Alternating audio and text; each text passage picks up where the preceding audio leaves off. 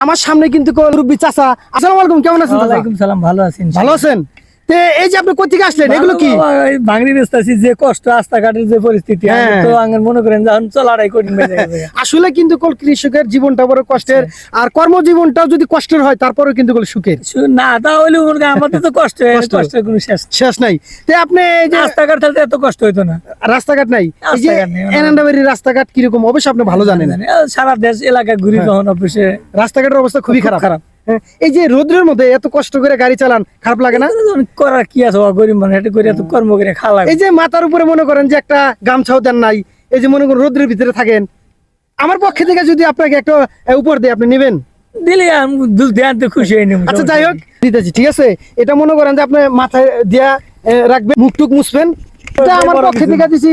এটা বেশি বড় গিফট না, এটা সাধারণ। মানে আসলে কিন্তু দেখেন দর্শক, আমাদের কিন্তু এই এনান্দাবাড়ির রাস্তাঘাটগুলো অনেক খারাপ। দেখেন, তারা আজ যদি রাস্তাটা যদি পাকি থাকতো, তারা কত সুন্দরভাবে গাড়িতে ব্যবসা করে জুত পাইতো, কি ঠিক আছে না? ঠিক।